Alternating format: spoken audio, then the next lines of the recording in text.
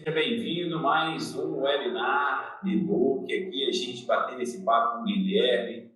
Guilherme Castro, um grande parceiro, amigo nosso aqui do Bbook. Dessa vez, desse webinar do Bbook Academy, então novidade aí no Bbook agora, o Bbook Academy, Guilherme. A gente vai falar sobre indicadores hoteleiros. A gente entendeu que existe uma oportunidade assim, e uma demanda muito grande sobre entender exatamente quais são os indicadores mais relevantes, o que são os indicadores hoteleiros, a relação da gestão com análise de performance, enfim. E eu acho que você aqui, aquele outro webinar que a gente fez foi tão legal, deu tanto ibope, assim, enfim, eu acho que é a pessoa certa para a gente conversar sobre isso. Mas, antes de mais nada, Guilherme, por favor, se presente, fala para o nosso pessoal que está ouvindo a gente, que está vendo a gente ali, sobre Guilherme, da Samba Hotéis. Tá, joia. Obrigado, Cristiano. Prazer estar aqui mais uma vez com vocês. Trabalho bacana aí, seus. Bom, eu sou Guilherme Castro, sou CEO aqui da Samba Hotéis. A Samba completa 10 anos agora, no comecinho do ano que vem.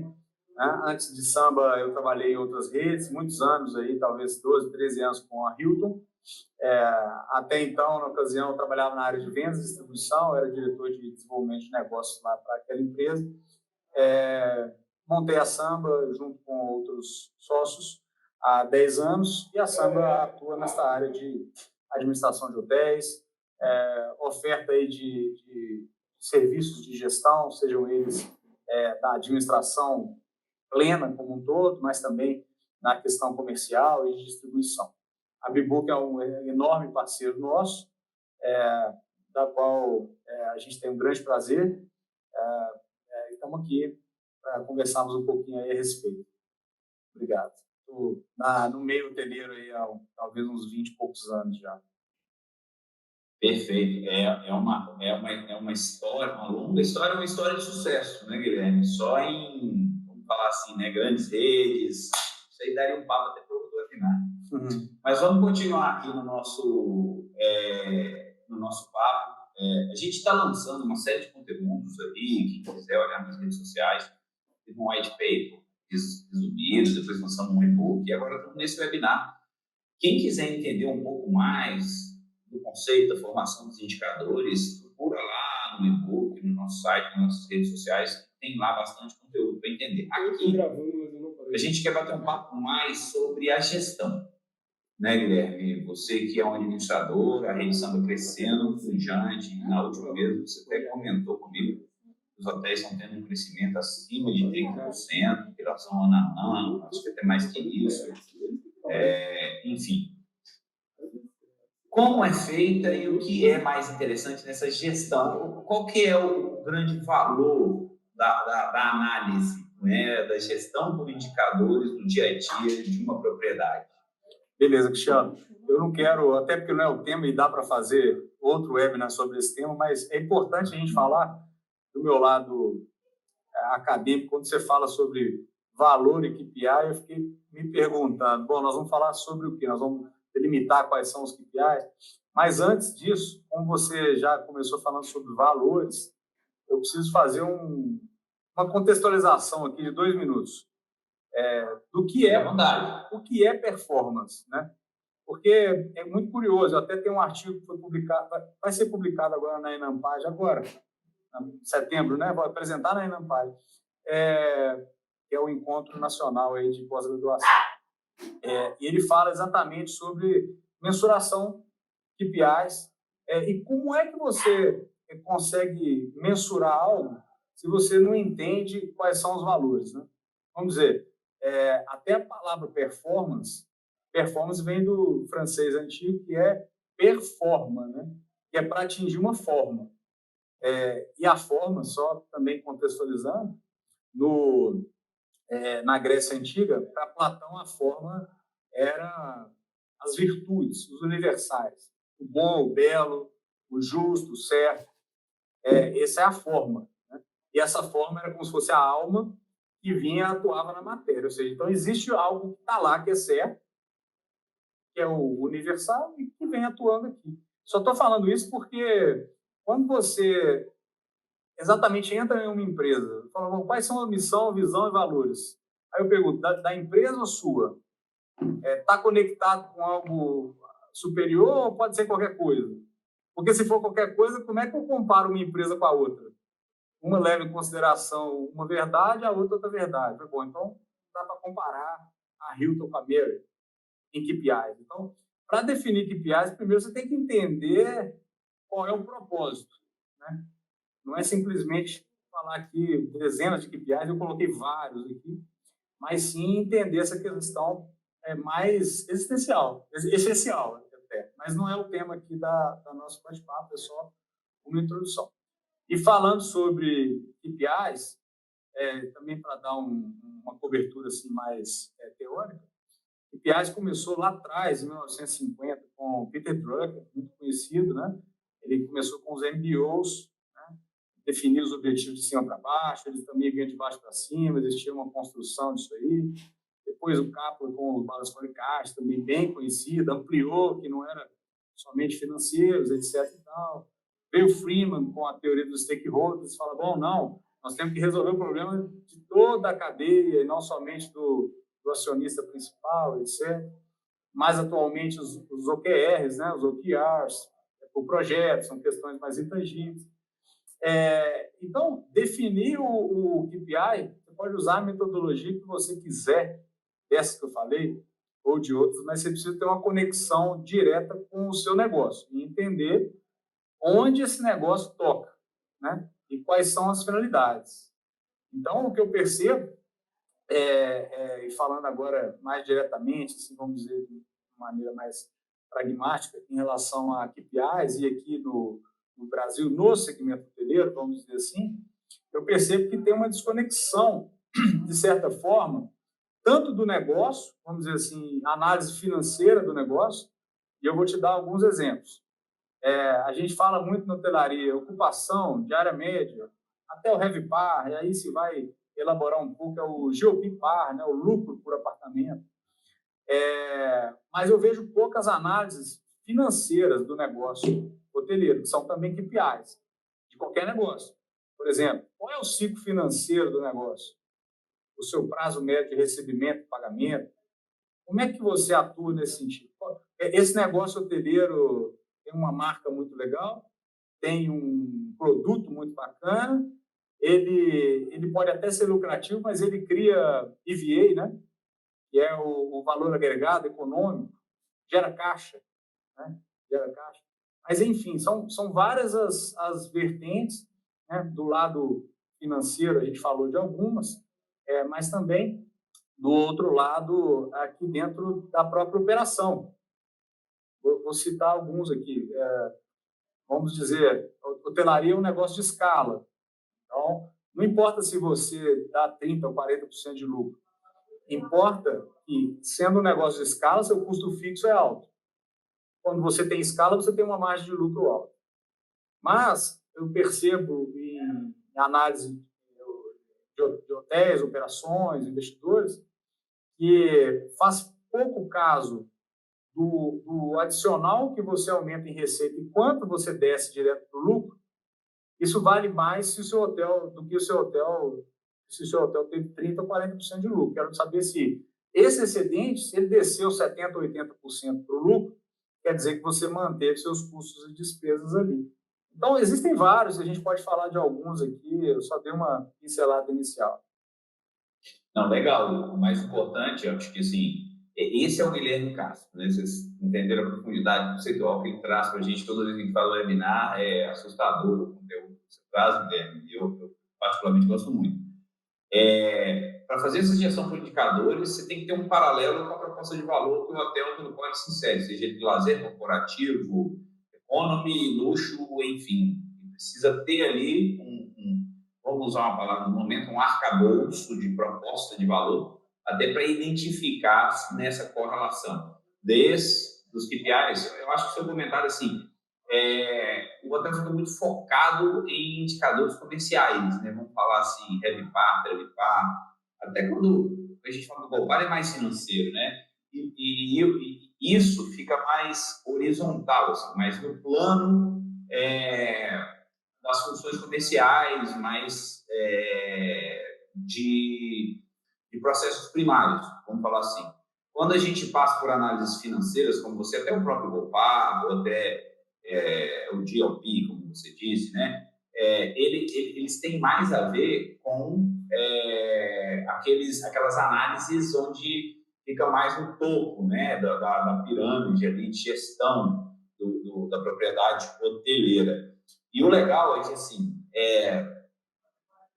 os indicadores, seja eles comerciais, financeiros, operacionais, você tem uma fotografia. E essa fotografia, ela varia de acordo com a importância, a relevância, o peso daquele indicador. Então, por exemplo, existem indicadores operacionais que a gente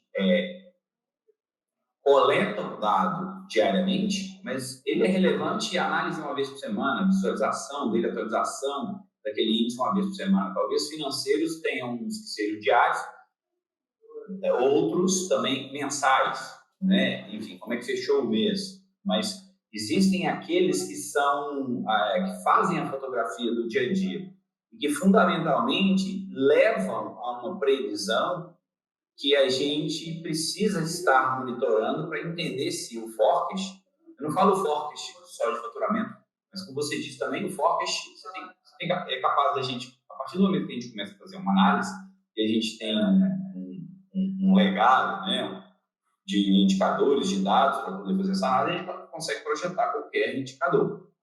Se a gente fosse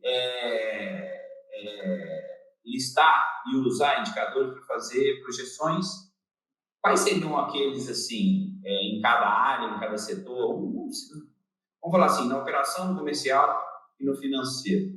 Quais seriam as previsões mais importantes a acompanhar, independente do que você já fez no paralelo da performance em relação à proposta de entrega de valor? Claro. Não, eu tenho alguns aqui, até marquei. Você sabe que do lado comercial, vamos falar alguns do lado comercial, e nós citamos, né, alguns aqui no sentido da geração de receita, RevPAR, a diária média, a própria ocupação, etc. Mas alguns que a gente trabalha muito pouco mesmo, né, ou trabalha, mas não é levado em consideração no dia a dia, especialmente quando você foge de grandes redes, que é a sua penetração de mercado, né? Então, você tem que é a análise do Fair Market Share, né? Você tem, por exemplo, uma seguinte situação. Eu vejo isso com investidores, onde eles mesmos precisam tomar cuidado com isso para poder nos criticar, inclusive. Por exemplo, o hotel atingiu o orçamento, nós estamos com vários hotéis com 150%, 170% do orçamento. Ou seja, o que eu quero saber disso? Bom, o orçamento ele estava, entre aspas, furado. Ou a gente fez algo muito especial, ou nenhuma das duas afirmações. Porque se mesmo ultrapassando 70% do orçamento, eu esteja abaixo da média do senso competitivo, o meu trabalho é medíocre ou menos que isso. E essa análise não é levada em consideração lá embaixo, nessa perspectiva financeira. Então, eu falo, bom, qual é o EBITDA? 30%, 35%, 40%, poxa, que excelente. Mas, peraí, eu estou na média do senso competitivo, então está horrível, não está bom. Né? Essa é uma análise mercadológica que deveria ser entendida também lá embaixo na área financeira, e não só pela equipe comercial. Né? Eu acho que a penetração de mercado comercialmente é uma análise bastante interessante. Outra análise também fundamental, e a gente consegue coletar isso, inclusive, através da Bbook e dos nossos PMS, é a questão do pace, pick-up e position. Né? A diferença de cada um aí é qual é o ritmo das suas reservas, né? Qual é a sua posição. Então, por exemplo, eu inicio o mês com 1.000 noites versus como eu comecei no mês passado, como eu comecei no mês anterior, como eu comecei no mesmo período do ano passado, porque isso te dá indicadores, não só se você vai fechar bem ou mal o mês, mas indicadores de como você, por exemplo, vai correlacionar isso com a sua operação. Por exemplo, como eu vou fazer minha escala? Esse forecast não é só receita, despesa e lucro, de ocupação, pessoas dentro do hotel. A depender de como eu estou seguindo, eu vou mudar a minha escala de trabalho, eu vou contratar mais ou menos, eu vou comprar mais insumos ou menos insumos, porque pensando em um negócio que a gente trata por competência, como tem que ser, se eu compro muito insumo naquele mês, e mesmo sabendo que a demanda é pequena, eu estou matando aquela competência tendo dados, né? O dado vai virar informação quando você usá-lo. Eu acho que é isso que a ebook faz muito bem. Esse é um outro ponto aí comercial que serve muito para o lado aí da operação aí nesse sentido, né?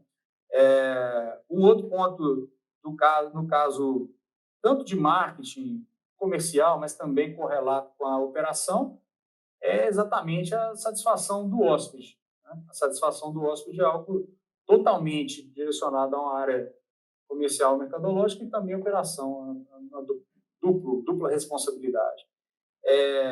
E algo também muito interessante, e até conto para você um caso interessante, já tem alguns anos, eu estava em um hotel no interior de São Paulo e a investidora falou comigo o seguinte, falou, olha, eu tenho 9,5 de satisfação na Booking em 10. Eu falei, não, excelente, acabou de encontrar o seu problema. Ela falou, você está de brincadeira, eu vi nos seus hotéis, você tem 8,5, 8,7. Eu falei, correto, mas de que adianta 9,5 se seu hotel dá prejuízo de 150 mil por mês? Você, que é a proprietária, está beneficiando um stakeholder, que é o hóspede, e desvalorizando você mesmo enquanto proprietária, no sentido da equidade, né? A economia é uma relação de troca, onde os recursos são escassos, a troca tem que gerar equidade, senão só tem um ganhando. E ele também vai ganhar por pouco tempo, porque o seu hotel vai quebrar.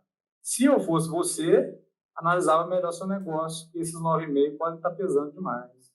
Então, você vê, uma perspectiva de marketing, juntamente com a questão comercial e operacional ali correlatas, né? Vamos dizer assim. A relação da avaliação, a gente nota em alguns hotéis, a reputação de marca em determinados períodos, quando a diária é mais alta, né, Guilherme? Para trazer um pouco para a prática, assim, a gente percebe que a percepção do hotel é o mesmo, simplesmente o hotel é o mesmo. Mas quando a diária é mais alta, o nível de eficiência cresce também. É verdade, é verdade. Para você manter a mesma operação, com a mesma nível de avaliação, ou seja, você consegue, ela teria uma redução na reputação dela, na pontuação dela, se ela talvez trabalhasse uma rentabilidade maior, com uma avaliação maior, com uma experiência do hóspede maior. Assim, eu estou trazendo para o conceito de revenue, que é uma das gestões em cima da tarifa para entregar o melhor preço, a pessoa certa, na hora certa. Claro que existem várias outras ações, nada em administração é linear. Eu brinco que a gente está falando de indicadores de performance, uma ciência que é humanos, né? Então, enfim, indicadores hoteleiros dentro da administração são números que medem a gestão, a ação humana sobre uma máquina que é uma empresa. Então, medir é gerenciar e controlar. Mas o fato é que eu gostei muito do seu exemplo, porque quando você utiliza a reputação, eu já fiz isso em alguns hotéis, para poder avaliar se. Aí eu estou indo para a diária média. Está ok, que tem uma relação com a ocupação, também uma visão que funciona. Né? Enfim, talvez, hipoteticamente dizendo, aquele hóspede beneficiário, ele estava pagando pouco por uma entrega muito maior do que talvez ele poderia estar sendo. É verdade, talvez gerando, eu nem lembro mais, mas talvez sim. Essa foi a minha leitura. E por conta da ocupação mais alta de uma persona que talvez não seja a persona necessária ali para aquele hotel, ele está pagando pouco, ocupando muito, gerando custo, ficando satisfeito de um lado e insatisfeito do outro, né? Bom, e não consumindo outros, porque a gente sabe que a fonte de receita do hotel não é só usar, né? Tem um outro indicador interessante que eu já que levamos a cama, né? mas não significa só isso. Legal. Esses aí, pensei neles aqui agora. Tem outros, vamos dizer, opcionais no dia a dia. E também é um que a gente utiliza aqui de uma perspectiva bastante importante em revenue, porque como a gente precisa mensurar e a gente vende tempo, um indicador nosso aqui a gente chama ele de sell-out efficiency, ou seja, é a eficiência em vender 100%. E nos dias que você teve compressão de demanda em cima de 90%, não fechou em 100%, pertence tudo porque existe compressão de demanda. Você não calculou exatamente qual é a probabilidade que possa ter ia sair na rua, passar, enfim, conectar e entender toda essa questão relacionada à demanda, não necessariamente a questão do overbook, mas também como é que você alinha tudo isso para fechar em 100%. Porque a realidade tem demanda na cidade, você não fecha em 100%. E quando você pega diversos hotéis, alguns dos nossos, a gente tem muitas brigas, hotéis com 87% de ocupação no mês, parabéns, excelente, arrebentando. Mas, penetração de mercado, 145%. A budget, 30%, 40% de ocupação, parabéns também. Mas, quantos dizem 100%? 8%. Não, mas está errado. A gente está deixando dinheiro na mesa nessa condição. Sabe? Nessa condição de 87% de ocupação, a gente está deixando dinheiro na mesa. Porque todo dia que você não calculou bem isso, seu sell-out efficiency, né, a gente tem o PPI em cima disso, e as pessoas recebem, inclusive, essa bonificação da área de revenue em cima disso. Todo dia que eu tenho compressão de demanda na fechando de 100, Legal. Eu do revenue pedidos, né? Da sua visão de administrador, de investidor, enfim. Mas tem aquela taxa do revenue que diz que até os 5% é perder dinheiro também. Você sabe que nesse conceito, um cliente não tem o mudar a diferença que importa para mim é diária média. Eu acho que isso também é uma. Parece um pouco o caso anterior da reputação, mas necessariamente a gente está falando de indicador. E a gente está conseguindo um crescimento desse cliente de 30%, teve 28% de janeiro a maio, na última avaliação, enfim, comparado com o ano anterior, já foi muito bom, enfim. Vamos aumentar um pouco mais a diária média e reduzir um pouco a ocupação. E isso mesmo com o crescimento do carro. Assim, toda vez que eu faço essa conta, eu falo, você está recheado em coisa que queria. Só que se você tivesse mantido a mesma diária média, com 10% a mais de ocupação que a ocupação do ano anterior, porque a diária realmente subiu muito mais do que 10%. E assim, mas não estou entendendo, se a diária não tivesse mudado, se você tivesse tido a ocupação, você perdeu R$1 milhão de faturamento. Isso não é uma relação direta. O investidor ele fala, não, mas estou satisfeito com o meu lucro. Eu prefiro o meu hotel com um ICP, que eu acredito que seja o ICP do meu hotel. Isso também faz parte da proposta de valor, né, Guilherme? Enfim, é uma decisão que não é pura e simplesmente pelo lucro, pela propriedade. Você tem várias análises, né? Seguindo o seu raciocínio, e do que a gente havia comentado logo anteriormente, o seu hotel nós temos um hotel muito especial. Esse hotel, mesmo que ele esteja sobrando 10, 12 apartamentos, foi exatamente o que eu comentei anteriormente, eu não posso rifar a diária porque ele tem uma persona. Ele tem um posicionamento mercadológico, uma proposição de valor. Eu não posso vender a R$100 aquele quarto, porque eu vou fazer R$100 a mais no quarto vazio. Né? Sentido.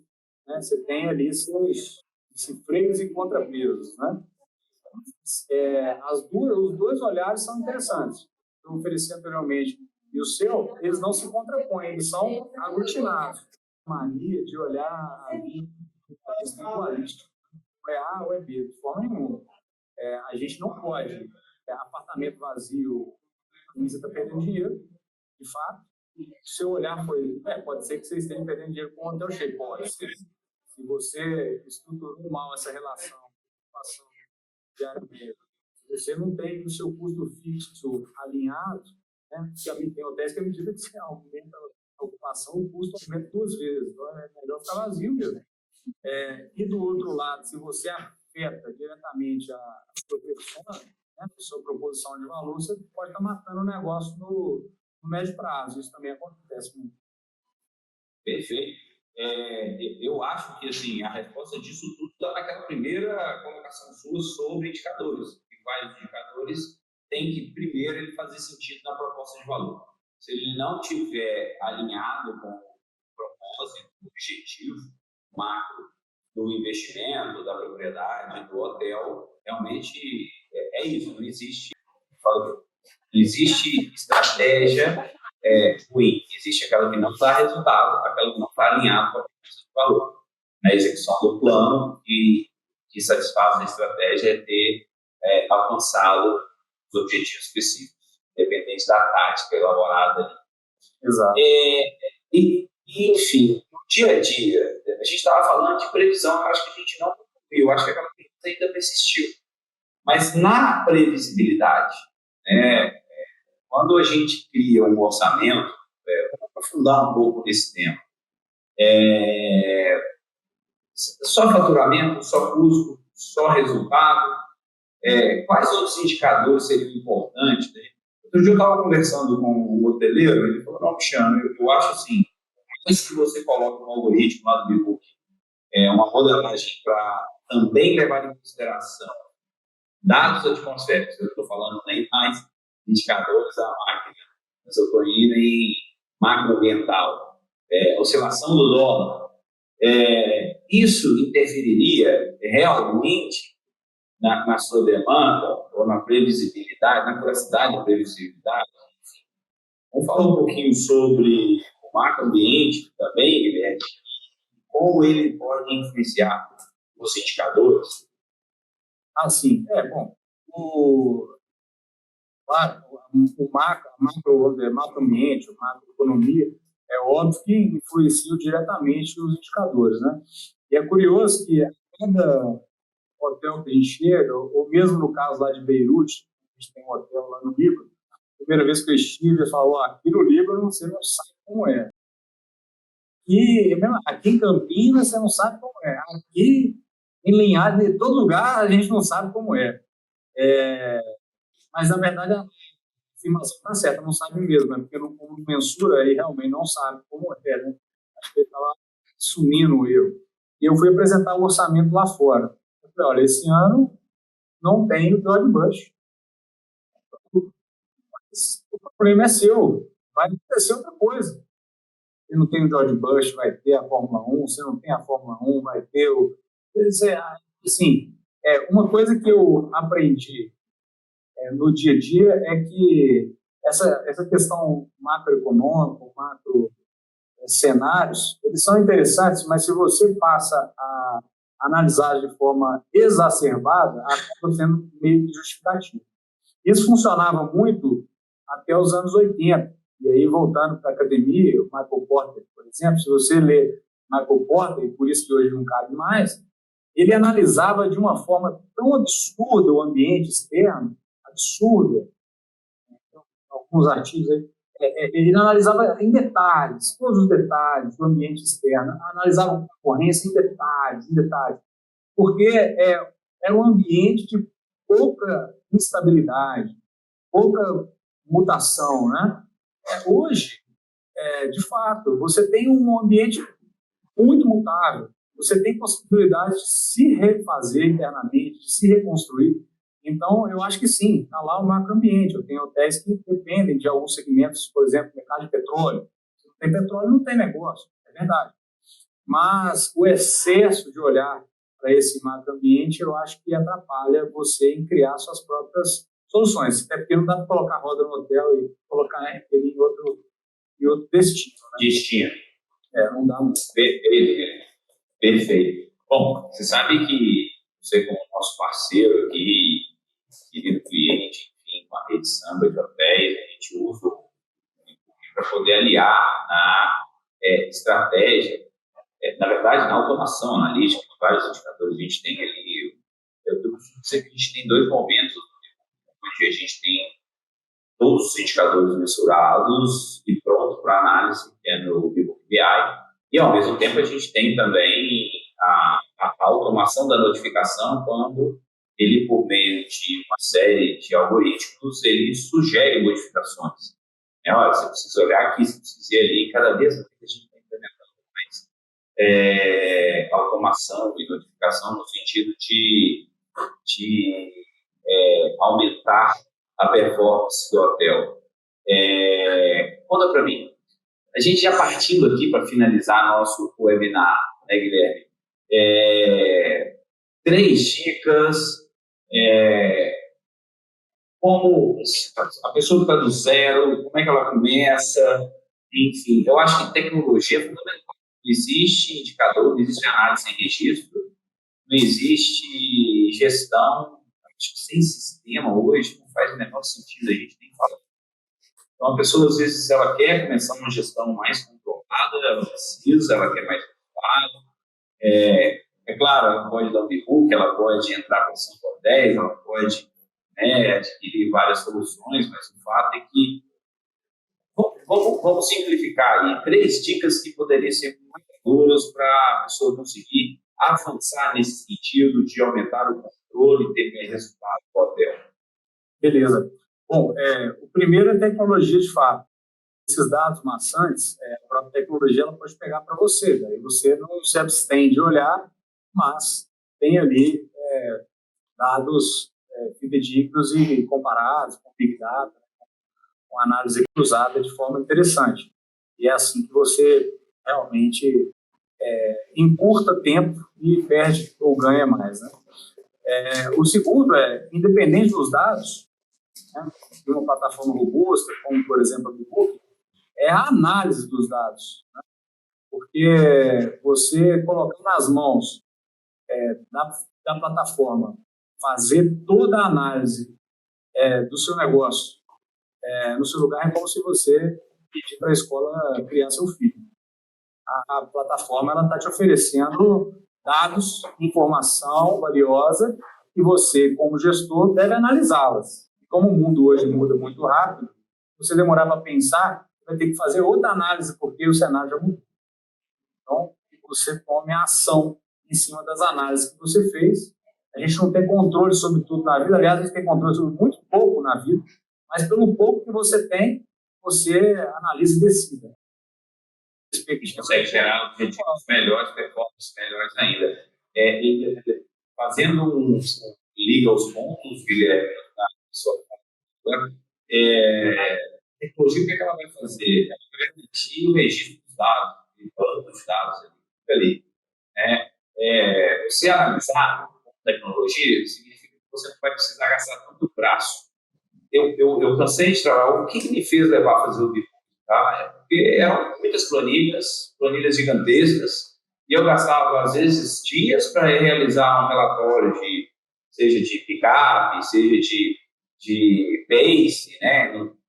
Fazendo extração manual, gerando máquinas do Excel, enfim, e que às vezes nem tinha tanta acuracidade como a gente entrega hoje, mas o fato é que você gasta um tempo enorme para gerar relatórios, e quando você para analisar, está viciado ali naquilo. Exatamente. Então, e esse vício, eu tenho visto que leva os usuários a ter um certo receio, porque ele perde o controle da construção.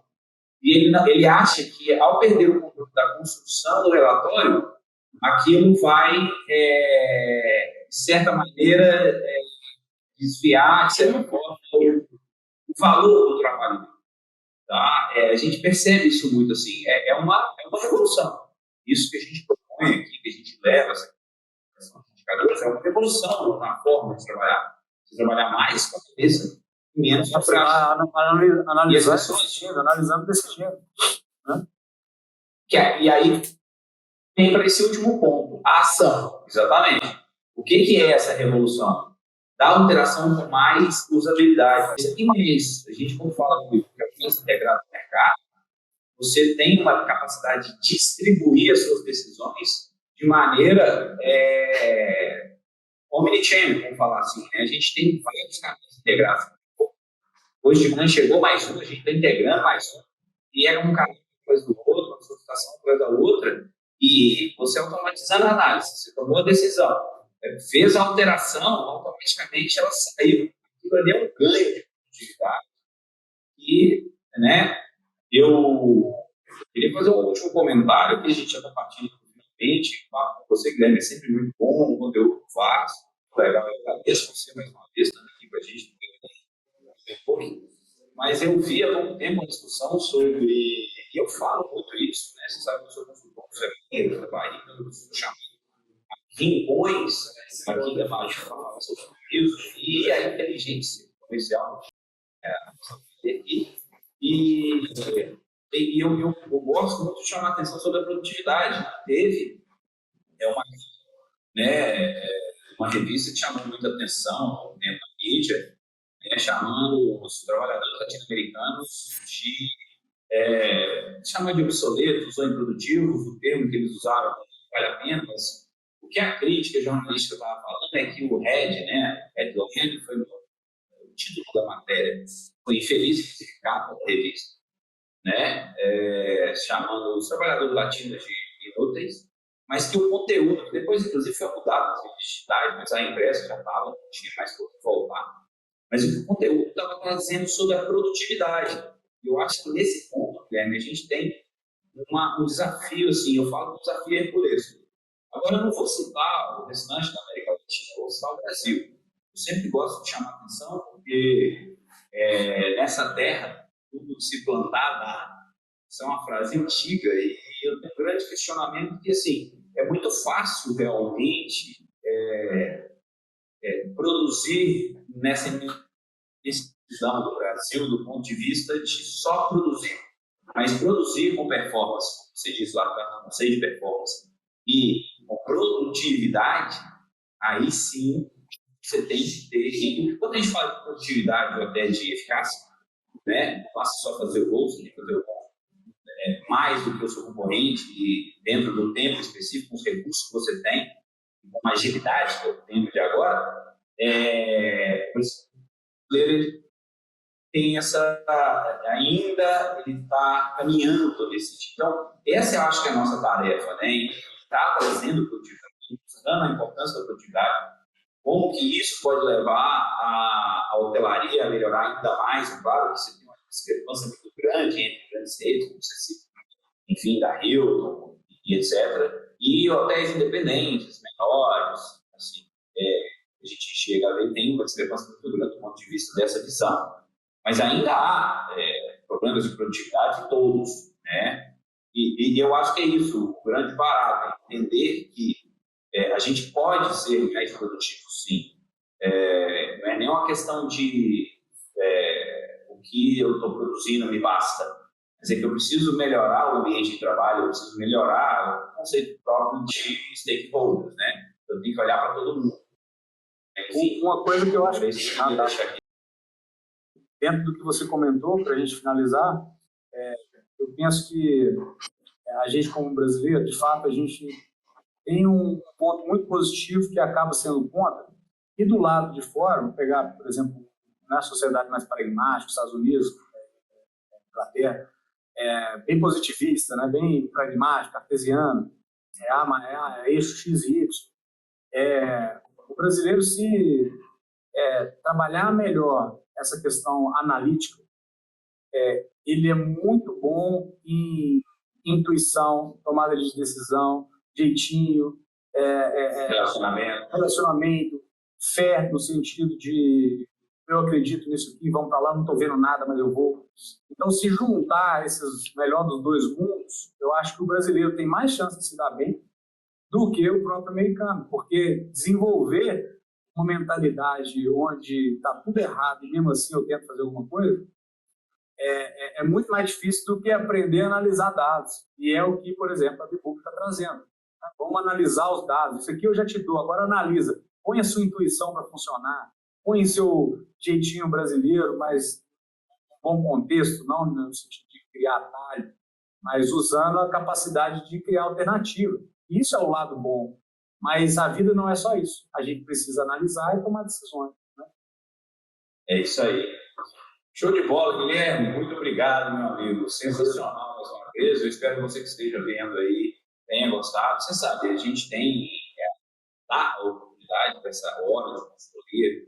Eu acho que o pessoal do marketing vai colocar aí o nosso QR Code, ou quem quiser dar uma procura aí de e-book. Nossos especialistas vão estar esperando você para poder dedicar essa hora de atendimento, a verificar todo esse arcabouço, não vamos falar de arcabouço, de indicadores que tem disponível para você, entregar para você aí, e melhorar a performance sua como hoteleiro e da sua propriedade hoteleira, do seu hotel, seja da sua pousada, seja da sua rede independente, enfim.